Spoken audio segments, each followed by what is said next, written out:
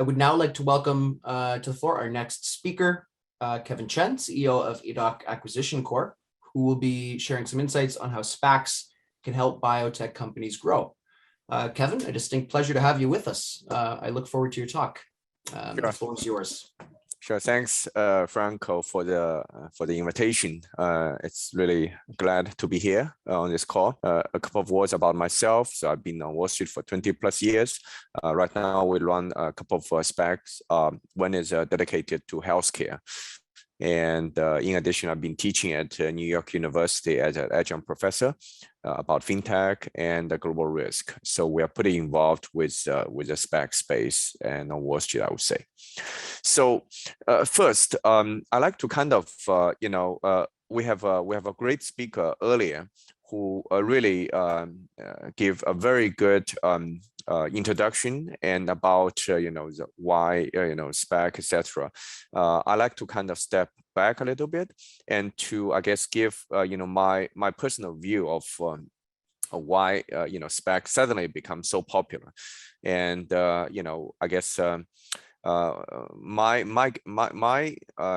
my understanding is SPAC really becomes so popular now because of the zero interest rate by the Fed or by the global central banks. When you have a global zero interest rate everywhere, it's a very painful time for investors, in particular for the traditional fixed income investors. Zero is zero, right? Or tiny return would not really give you much. And for whether it's insurance companies, institutions, pensions, etc., they are in a very tough spot. They have those obligations skyrocketing, and they don't get much return from what they can traditionally invest in different bonds. And that's why, it's totally not a coincidence that when March last year, when unfortunately, when COVID hit, and the Fed cut the interest rate to zero, and right after that, SPAC took off. So this is a way of, for investors to look for a better return, and that's the market's reaction from a macro point of view. Why immediately you see so much demand, but also so much supply from SPAC side. And in a summary, right? How does a SPAC deal work? And later on, I will cover also why SPAC would be such a good, potential approach for capital raising for the biotech companies. First, it's for SPAC, you need to have a sponsor. The sponsor could be traditional financial institutions. And right now, we see a lot of SPACs are already sponsored by major investment banks, asset management companies, private equities, etc. A SPAC, a sponsor could be also be, let's say, industry players. For example, could be some, hospitals, or could be about, some physicians, etc. Could be, I've seen some SPACs, sponsored by, let's say, a traditional consumer brand operator, retail, real estate. Really could be anyone, but you need a sponsor to put together a team and put down some capital, somewhere from 5 to 10 million, probably, or more, as sponsor capital. And after that, you file the application with S1 with SEC. Go find an investment bank to go to IPO, raise money, and put the money into a trust. The focus here, emphasize, is the money is from the IPO is going to be put into a trust. You cannot touch the money as a sponsor. It's in the trust. The money is there, but you cannot use it for the operating of the company. After the money, the raise could be anywhere from, I've seen cases, smaller ones like 15 million, larger ones, several $1 billion, put them into a trust. And then after that, the sponsor, the team would go to look for target companies. They can look at across different sectors, different size, and they need to conduct thorough due diligence.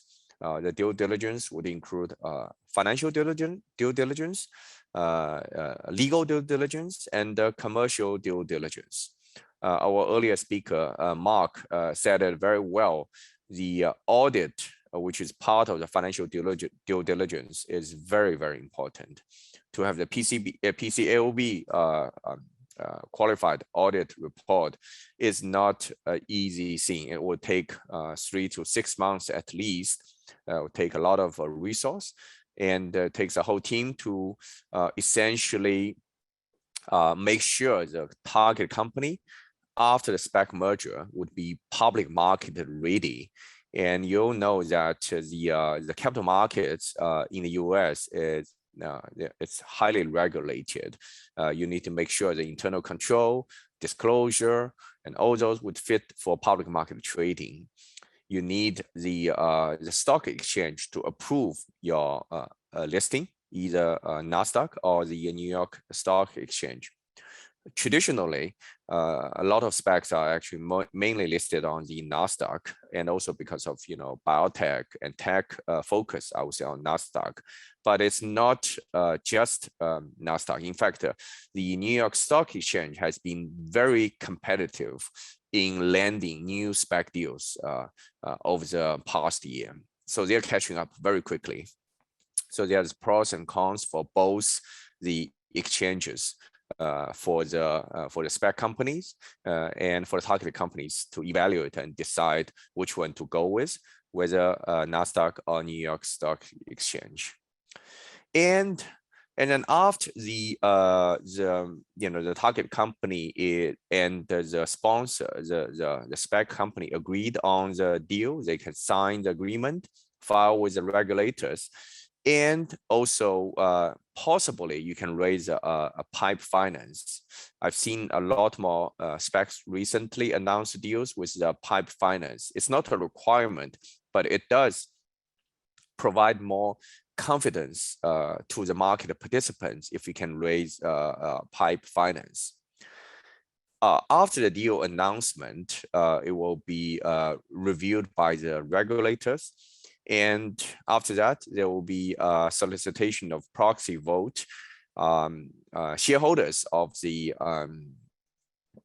SPAC company can vote yes or no to the deal. If the vote is yes, the deal will go through. If the vote is no, the deal will not go through. At the same time, the shareholders will decide whether they want to redeem the capital from the trust fund, or they want to leave the capital in the trust fund. It's a big debate right now because some of the deals have seen a lot of redemption, and the redemption percentage has fluctuated quite a bit. Earlier this year, the redemption was very low. Later on, it became very high, and I've heard the figure that its redemption rate actually declined again, which is a good thing. So after the redemption is cleared, the new entity would start public trading. It's almost like the second IPO in the sense that now you got a real company being traded, and it will just be like any other public traded company. You will need to do the quarterly filing. You need to do the disclosures, 8Ks, and all those. So let's look at the return for SPAC investor. Why investors want to invest in SPACs, right? First, I would say the most important part is when investors participate in a SPAC IPO, they actually have the downside protection, because down the road, if they don't like the deal, they can redeem. So I would say it's as close to zero risk as you can. And that's why when you invest in a SPAC IPO or buy those stocks, a lot of those investors are traditional fixed income investors. They are apart from some hedge funds who are going after the yield, there are insurance companies, pension funds, mutual funds, etc., are high net worth investors, because they know that the money they invest in are going to be in the trust, and they have the right to redeem, which is a very, very good feature. And it's as close to a bond as you can. So that's why it's very popular for the investors. But that's really the downside protection. What about the upside? For the investors, you got, what's so-called synthetic yield. Why? Because typically for spec shares, public IPO unit, you got warrants and you got rights. And those warrants or rights are attached to the IPO units that essentially give you some upside. And you could actually request them to be separately traded. Sometimes they are traded together with the unit, sometimes they're separated. Either way, it provides the yield enhancement to the investors. And that's a synthetic yield that if you put it into, let's say, the traditional fixed income yield framework, you're looking at something probably high single digits to low double digits return yield for the investment, which is very attractive, in particular in a zero yield environment. And that's why, my view is that as long as there's a zero interest rate in this world, SPACs are going to be still very, very popular. People talk about a bubble of SPAC. Yes, there are some bubble. However, it's not going to go away as long as there's zero interest rate and the investors are looking for yield. And let's look at some of the statistics, right, in the market. So last year, and before that, in fact, on average, there are probably 10 to 20 or 30 SPAC deals, IPOs. 2016, there were 13 SPACs, 2017, 30, 2018, 46, and 2019, 59 SPACs. Last year, there were 248 SPACs. As I said, due to COVID, due to zero interest rate, SPAC really exploded. And this year, so far, we already have about 600 SPACs IPO. So that's a number of SPACs. Value, usually in the past, it was around, total capital raise was about 10 to $20 billion raise, total IPO dollar amount. Last year, 83 billion. This year, close to 200 billion already. So what you are seeing is last year's total SPAC raise was more than the total SPAC raise of past 20 years in 2020. This year, it's already more than doubled of the SPAC raise of last year. And if you look at business combination, it has accelerated too. Essentially, people are getting deal done faster than before. Latest, newest SPAC IPOs, they typically do a deal in about a year. In the past, SPACs you usually have a business combination done within 2 years. So essentially, it's getting bigger, more frequently, and faster. And I like to also, add some more reason of the benefit of SPAC. In the US, actually, I wrote a book chapter recently about, why SPAC is actually saving the capitalism. Why SPAC is so good for the American economy, because in America, it used to be around 9,000 public traded companies in the year about 20 years ago. The total number of companies shrink and went down to as low as 4,500 by the end of 2019. Last year was the first year for the last 20 years to see the number increasing, to see actually there are net increase of public traded company, and to see more innovative companies being public early, or actually increasing the choice for investors is a very good thing. And on the supply side, roughly there are about 10,000 PE-backed companies are ready to go public. Traditional IPO would not be able to price all of them, would not be able to provide the finance, just like Mark said earlier. The traditional IPO process is very lengthy and very costly. And for those promising, many of them are promising companies to go public. One good approach is to choose a spec to go public. And also there's a valuation differential too, that essentially spec IPO is a traditional IPO in reverse. Traditional IPO, you set, you talk to investors asking for different valuation and build a book. And by the time it goes public, you realize the total market cap would be. For spec IPO, it's the other way around. You set up the valuation first, and you decide, whether you will raise some pipe finance, etc., whether people redeem. And after that, so you will get a public traded company, but the valuation is decided before you go through the business combination.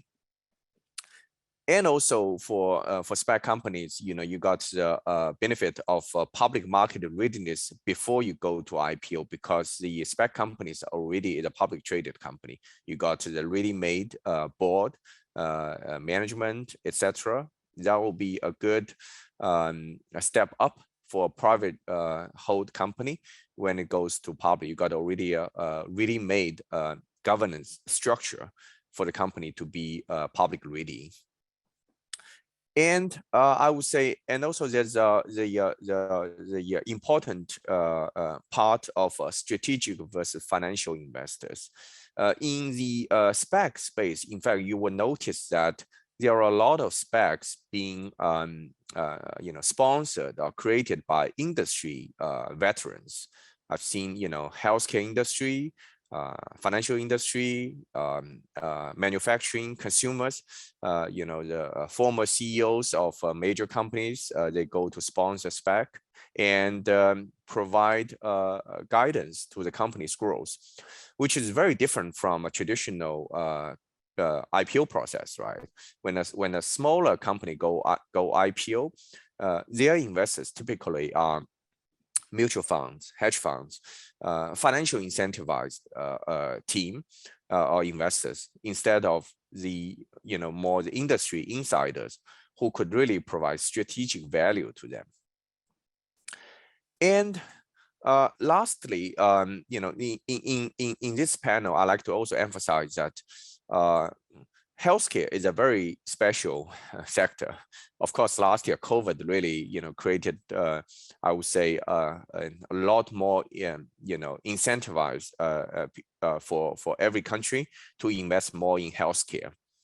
And for a lot of, I would say, relatively younger and upcoming companies in healthcare space, what you see is they tend to have very strong growth potential, but they tend to have limited revenue, and they tend to be cash flow negative. It will be very hard for traditional IPO to price them. It will be very hard to come up with a proper valuation and a diverse shareholder base. So SPAC in healthcare would be a good match, because SPAC, you tend to have many of those sponsor investors are already healthcare sector, veterans, right? They can connect with the healthcare, the younger, newer company, and then connect them with experts immediately, instead of searching, public market supporters. And also, one last thing I'd like to add is also until late 2019, in fact, the global capital markets has seen a kind of drought of the new, healthcare companies going public, whether it's, medical equipment, biotech, innovation companies, or digital health. I believe the reason was the public market has become very short-sighted, and they were really looking for, very mature companies. On average, I've seen the IPO companies on average have 8 years history, operating history, versus 20 years ago, on average, companies go IPO when they have 4 years history. And the public market are looking for mature companies with decent cash flow, and with everything all set.